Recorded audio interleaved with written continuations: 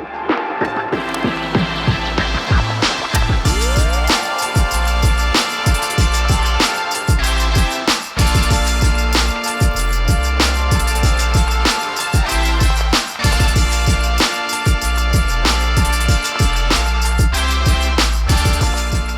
morning!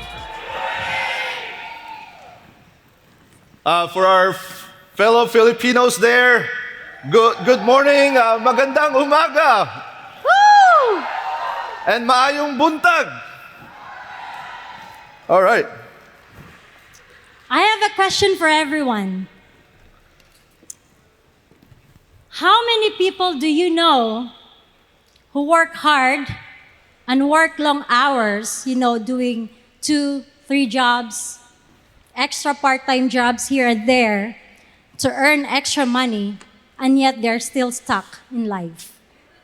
A lot, right? I know one person in particular, my dad. Now, don't get me wrong. I love my dad. He's a very special man. He's a very commendable and honorable man.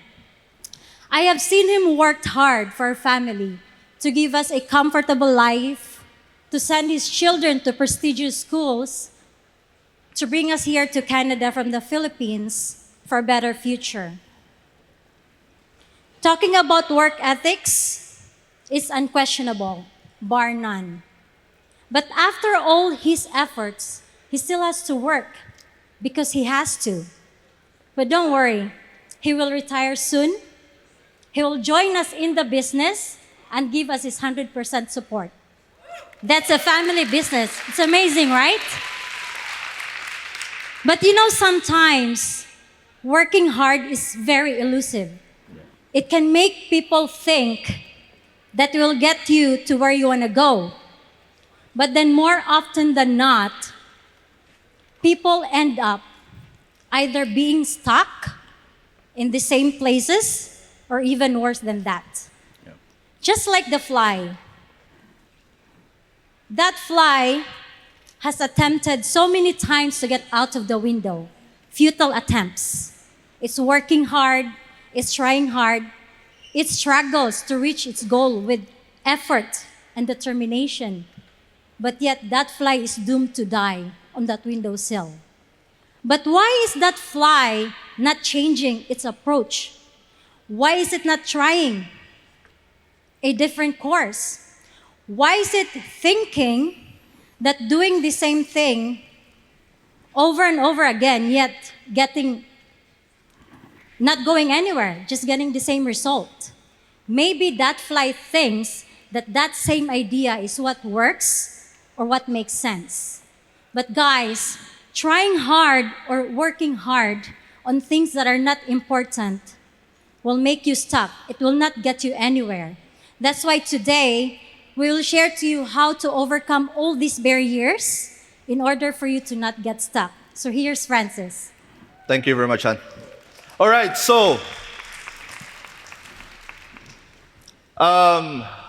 in other words, don't work hard on your job, but work hard on yourself. And just like what Jamie said last Monday, actually, I believe, he said that his coach told him that 80% of winning is up right here. 80% of what's happening here is what happens out here. So, 3 barriers that we need to work on and work hard on and need to overcome. The first one is actually your paradigm. Paradigm is nothing but, the multitude of habits, the way we're mentally programmed. That's where we need to focus more if you are in this business. So, just like what this cell phone is, guys, can you use your cell phone without an app? No way, right? Isn't it? So, cell phone or smartphone is only as good as the apps that are installed in it. So, there are some apps that are productive, and then there are some apps that are non-productive. Yes or no? All right, it all depends which one you use, right? So, how do we actually get them into our mind? Guys, there are many skill sets, many paradigms, many habits that we need to develop in our end, and like prospecting, like recruiting or closing sales, and of course there's so many other stuff that we can actually name, but these are just the few.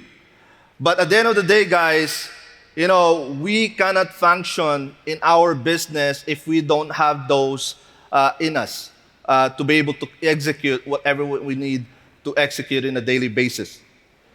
How do we actually do them, right? That's the biggest question.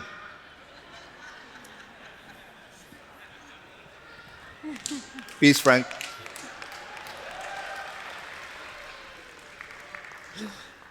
The biggest question is how. Guys, you have to remember this. I want you guys to really remember this because this is more important in your business. You don't rise in the level of your goal, you actually fall to the level of your preparation. Always remember that.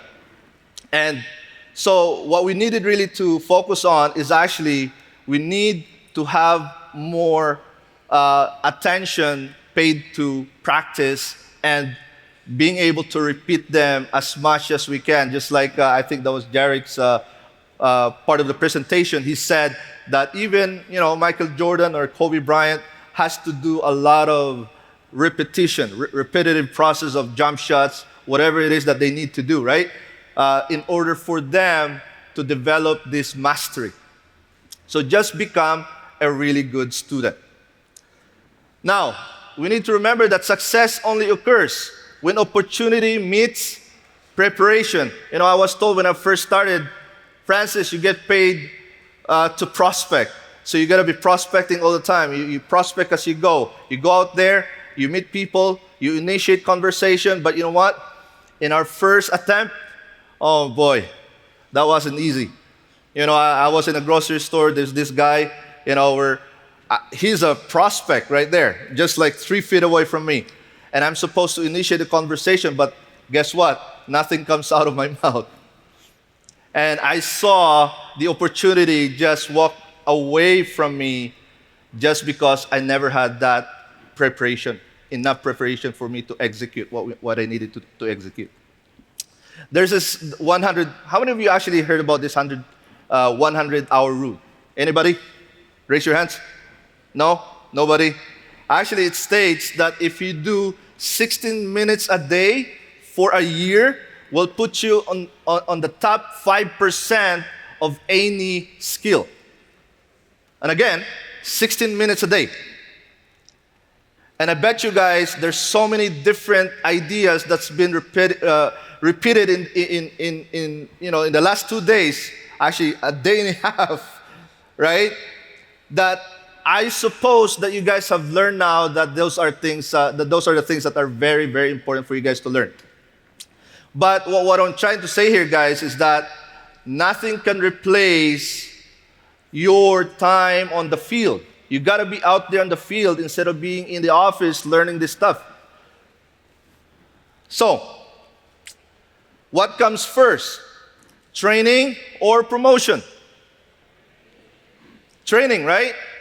Sometimes people are actually looking forward to having their promotion, but you got to realize, everybody, that you are at your level of promotion right now because of what you have previously done, and those are, the trainings that you had repeatedly completed in the field. So, you will never earn beyond who you are. Guys, the level of income that we earn today has always equaled our level of value that we create to other people out there. So we need to focus on what we can bring in to the marketplace before we can actually demand what kind of an income we're supposed to earn. Second barrier is actually this: wrong goals. There are 2 types of people that wakes up in the morning. The first one, they have to wake up because they have to. And the second one, they wakes up because they want to. The question is actually, which one are you? Goals are very important because that's what gives you direction in life. And a lot of people, when you see people who are depressed, it's so easy to pinpoint that these are people who have no purpose. They have no way of telling why they have to wake up in the morning in the first place. And the best way to actually just, illustrate that is that, do you really know what you really, really want? Have you defined it? Yes or no? I got 4 questions, by the way. That's the first question. And the second one, have you actually written it down somewhere else? Yes or no? Third question, when was the last time you read them? And the last question is, do you carry it with you all the time? Do you know exactly what's written in it? So guys, this is just a simple diagram.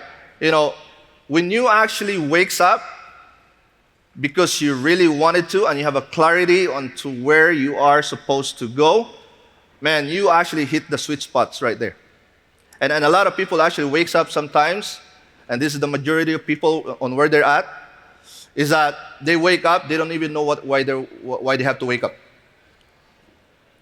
And for the most part, they have to wake up because they have to, because as if all there is in life is to pay bills.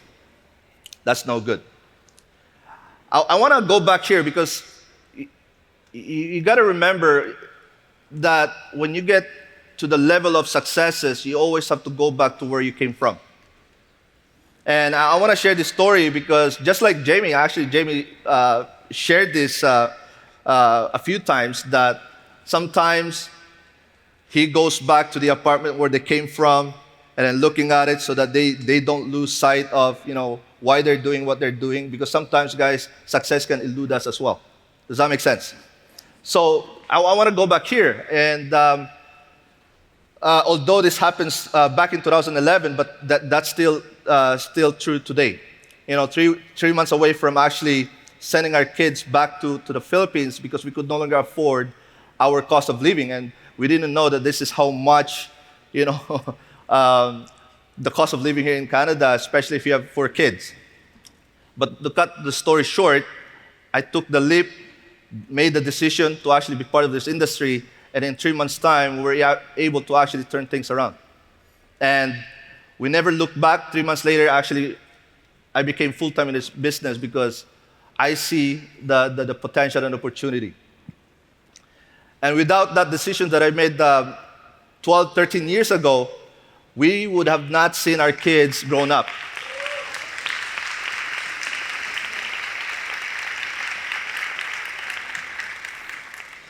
And the best part about it is this.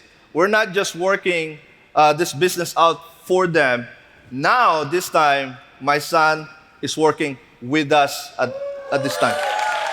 He's now licensed. At the young age of 18 years old, he took his license. 3 months later, he got his license done. He's actually right there. Hey, buddy. All right. The third one that we need to overcome is you gotta fix that wrong circle if you're not, has taken this seriously yet.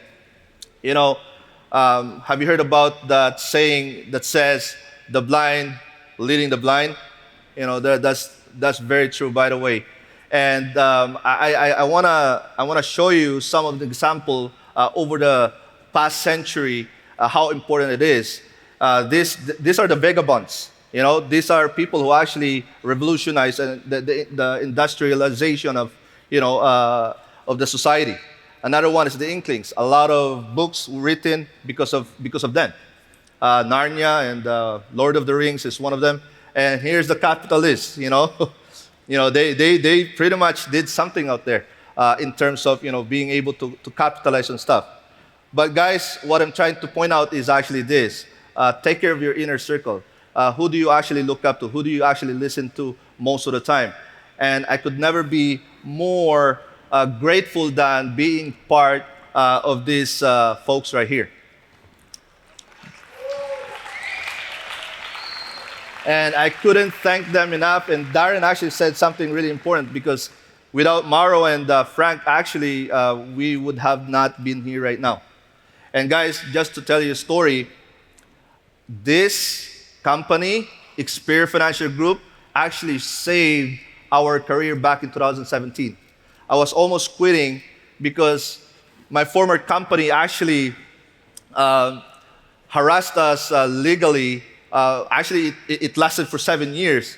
And I'm almost thinking about quitting, but all of a sudden, out of nowhere, Jamie showed up in Calgary, and that was, the beginning of all things that where we're at right now. But anyways, thank you very much, everybody, and God Thank bless. you, Thank you, Leanne. guys. Thank you.